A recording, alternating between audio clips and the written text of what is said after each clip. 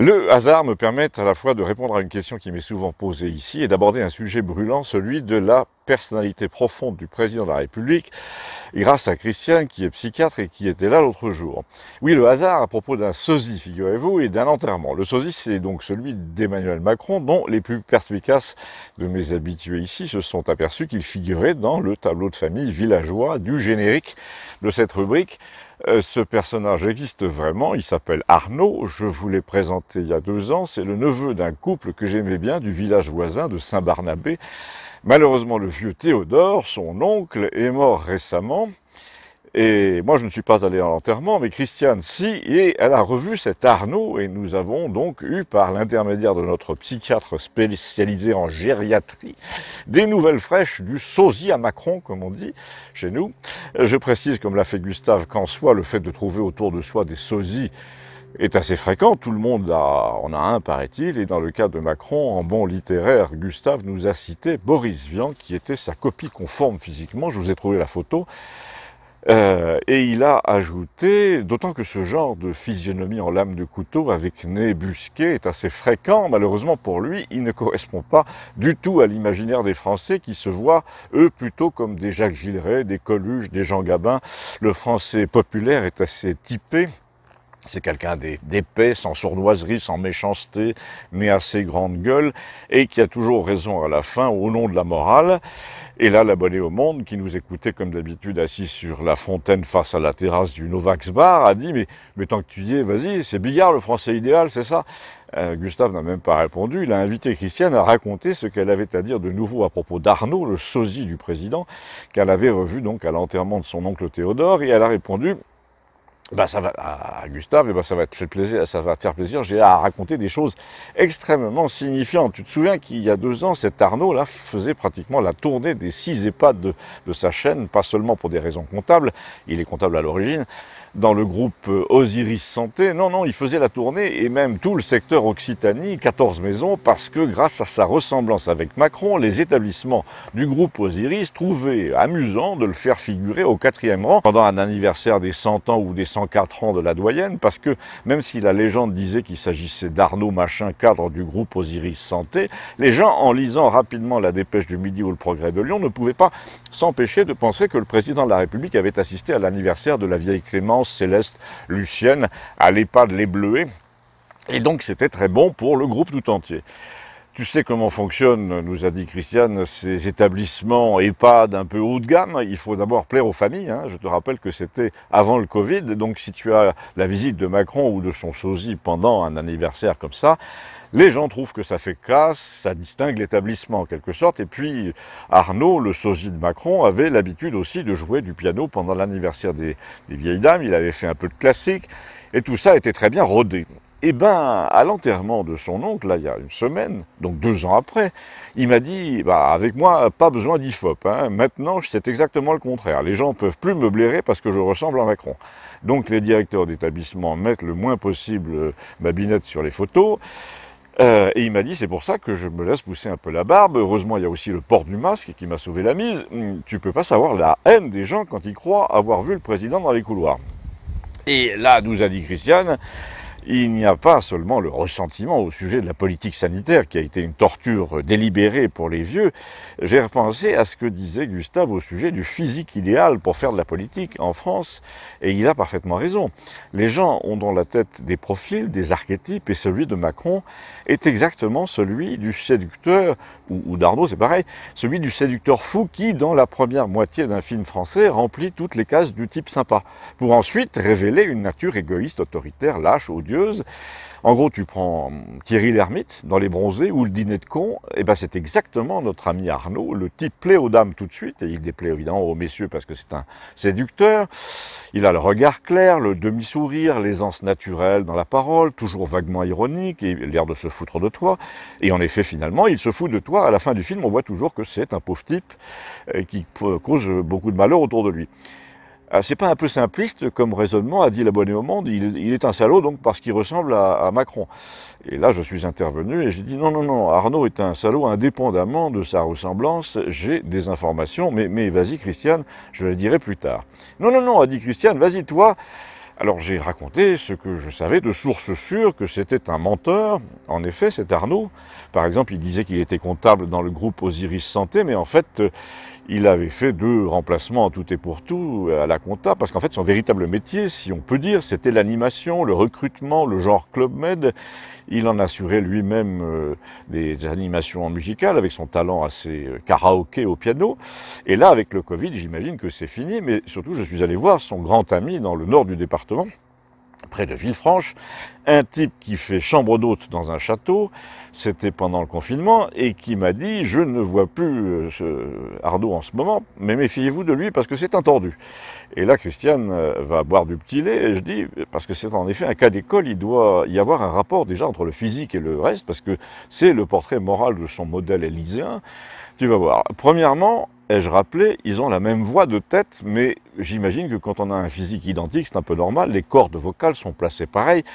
Mais son ami Châtelain, agrégé d'histoire, hôtelier, qui a 70 ans, c'est-à-dire 30 ans de plus, qui a un assez beau type, hein, avec un petit côté Sean Connery, des roues flaquettes blanches, m'a dressé le portrait d'une ressemblance mentale, elle, assez stupéfiante, avec le choupi élyséen. Il m'a dit, d'abord, autant vous le dire, c'est l'un de mes anciens élèves, je l'ai eu un seul trimestre après le divorce de ses parents, il a changé d'établissement, mais il voulait absolument entrer dans ma vie privée, il avait 16 ans, c'était un séducteur maladif, qui adore les gens de la génération supérieure, visiblement. Il se prétend bisexuel, mais en fait il est homo, tendance gérontophile. Il n'aime que les hommes de l'âge de son père, mais il veut surtout pas être catégorisé comme ça, donc il va vous dire qu'il a été fiancé 3 fois, puis inventé n'importe quoi.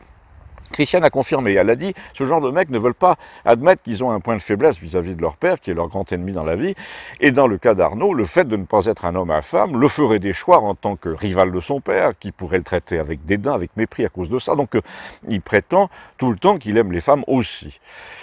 En plus, son père Arnaud est médecin aussi, divorcé en mauvais termes avec sa femme psychiatre aussi, que je connais professionnellement, et qui est une cinglée d'ailleurs.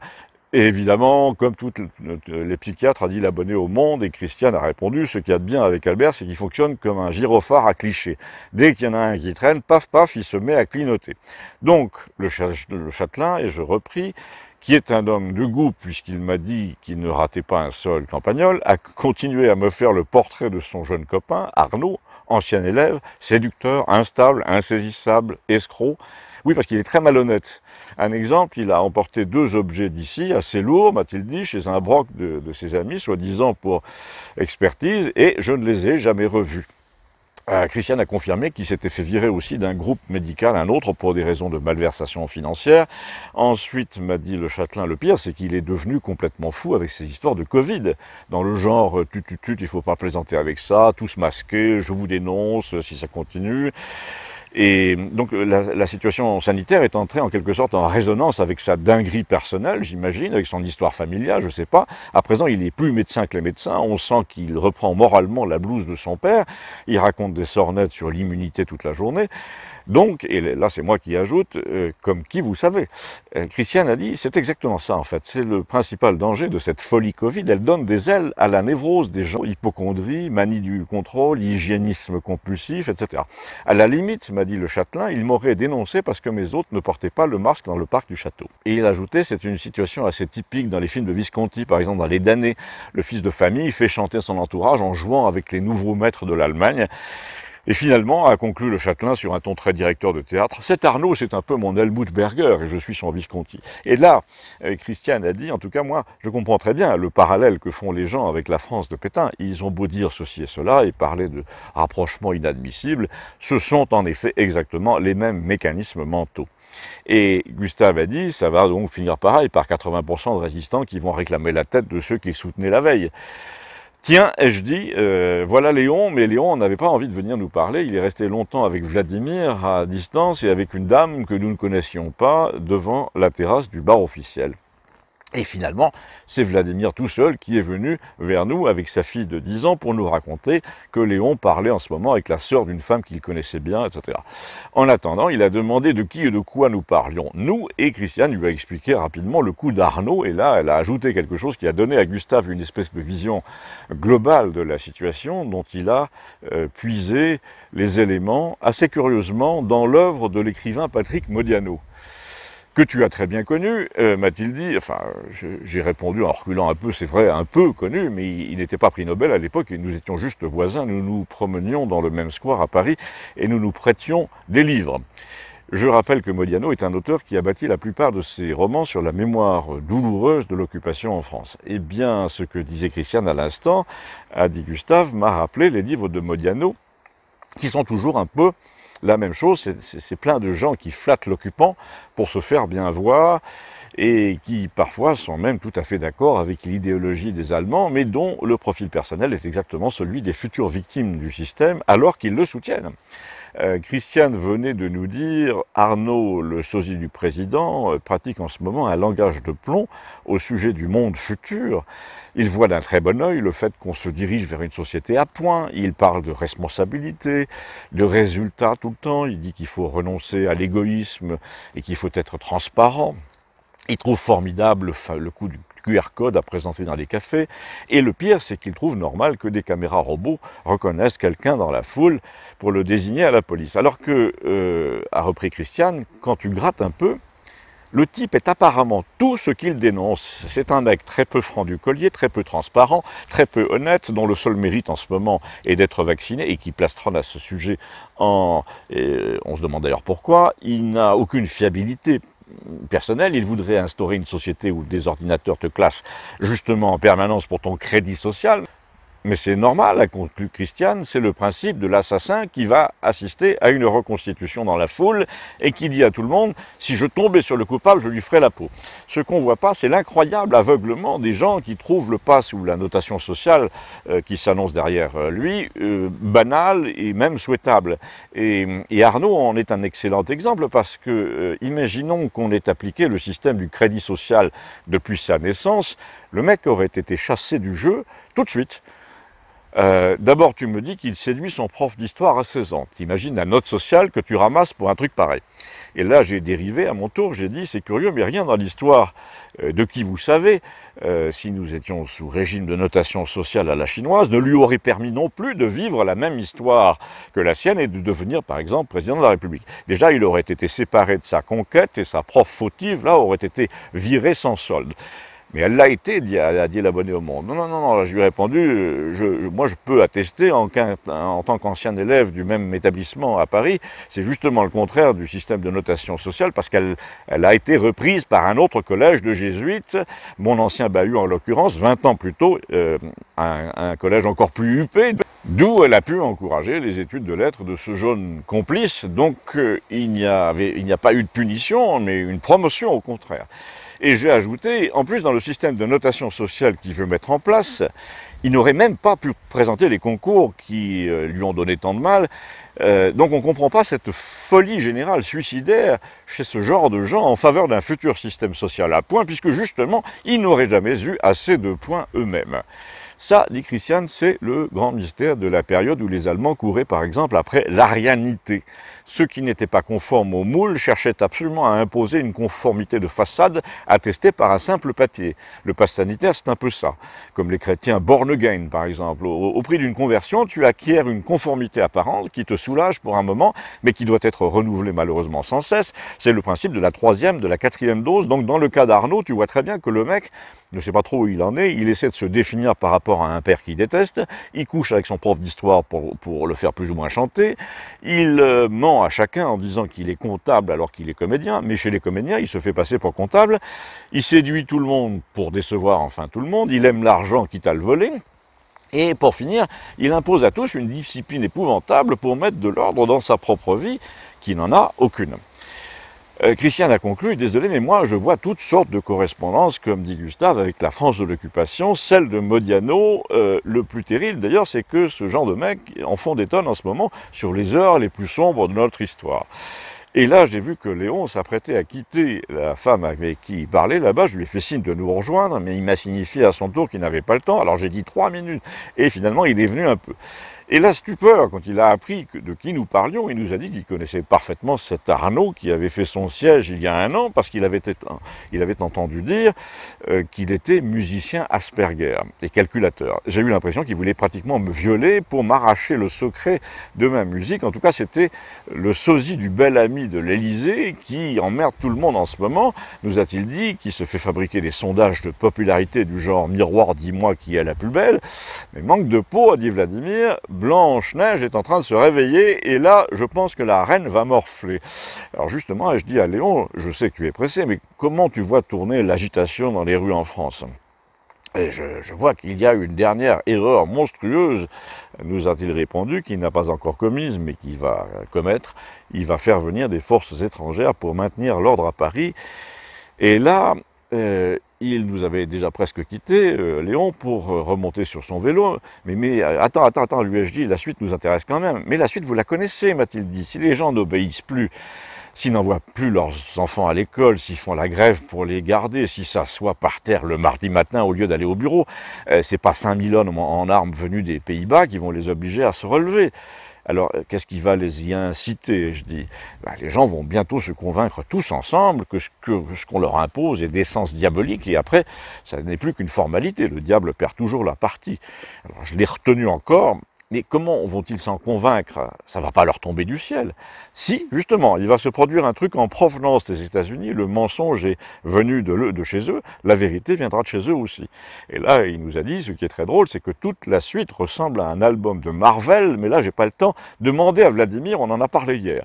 Et là-dessus, il est réellement parti. Et là, Vladimir a expliqué doctement que Marvel, c'était cette mythologie américaine d'après-guerre, où l'on voyait des personnages bons et mauvais qui tournaient autour d'un autre personnage nommé Captain America, c'était de la BD tout ça. Vladimir, puis c'est devenu du cinéma, Vladimir nous a dit que Léon était vraiment génial parce qu'il lui avait expliqué que les nations fabriquaient leur histoire par l'imaginaire et que l'imaginaire américain, depuis 60 ans, depuis la guerre, rôdait autour de 2 ou 3 archétypes que tu retrouves facilement dans les personnages publics américains d'aujourd'hui. Tu as Elon Musk qui est Captain America, un personnage de BD créé donc contre les nazis, et il travaille, il œuvre contre Bill Gates, qui est une sorte de Arnim Zola, le méchant sans vision de Marvel, qui pratique le mélange entre l'homme et les machines, et tout ça se développe sous nos yeux, m'a dit Léon, et en effet c'est très curieux. L'abonné au Monde a dit, il tombe mal, Elon Musk est pour le transhumanisme, le mariage homme-machine. Vladimir a répondu, écoute, on va pas faire de l'exégèse, moi je te dis que Léon prétend avoir vu ça, il voit que Musk est hyper sceptique sur le vaccin depuis le début, et pas vacciné. Il voit qu'il a fini par être à l'origine de la chute qu'il va finir par être à l'origine de la chute de la conspiration générale en faisant faire ses propres enquêtes. Il n'a aucun intérêt à sortir du bois trop vite, mais il paye en ce moment, selon lui, selon Léon, des gens pour réunir les preuves de la laideur morale de Bill Gates pour faire tomber les élites américaines corrompues, qui d'ailleurs le détestent.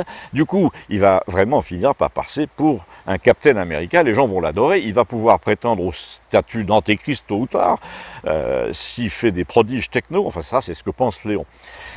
Vladimir a dit, c'est une remarque perso, Musk a quitté, lui et ses industries, la Californie pour le Texas. À soi seul, c'est très important. Ça veut dire qu'il est plus dans la rupture que dans la soumission. La Californie, c'est un pays de cons masqué qui pratique l'inclusivité, alors que le Texas, c'est le contraire. Eh bien, moi, je crois tout à fait ce que dit Léon. Ce Musk est un puissantissime iconoclaste. Il va faire tomber tous ceux qui sont staliniens à défaut de génie, comme votre Arnaud, là.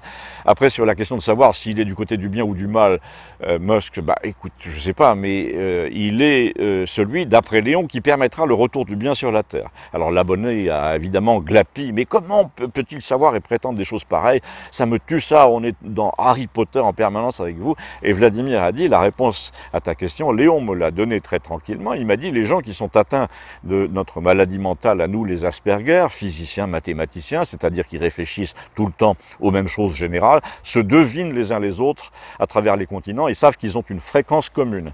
Quand le petit Arnaud est venu me voir l'an passé, m'a raconté Léon, il voulait savoir pourquoi je calculais si vite, il a essayé de me séduire physiquement, j'hésite pas à le dire, Soi-disant, il venait faire son jogging, il était à moitié nu dans mon jardin. J'ai bien senti qu'il essayait d'entrer sur la fréquence commune avec mes amis Asperger. Il sait qu'elle existe, cette fréquence, mais son récepteur émetteur est incapable de percevoir le signal. Et immédiatement, j'ai reconnu en lui, m'a dit Léon toujours, un besogneux de l'intelligence, un orgueilleux capable de tricher aux examens, un rat qui essaie de se faire passer pour une hermine. Et le cas de Bill Gates est exactement celui-là. Zuckerberg, c'est pareil. Ils essaient tous de voler le feu. Tous les participants au grand reset en ce moment sont des voleurs de feu, mais leur problème est le même. Ils finiront grillés parce qu'ils n'ont pas accès aux ondes alpha de l'intelligence. Et là, l'abonné au monde a dit les ondes alpha de l'intelligence. Alors là, n'importe quoi. Et il a osé ajouter, en tout cas, s'il était si malin, ton Léon, il n'irait pas à bicyclette. Et là, tout le monde a eu pitié de lui parce que la grande vertu de Léon, justement, au fil des mois, c'est de nous avoir convaincus du contraire. À bientôt, merci.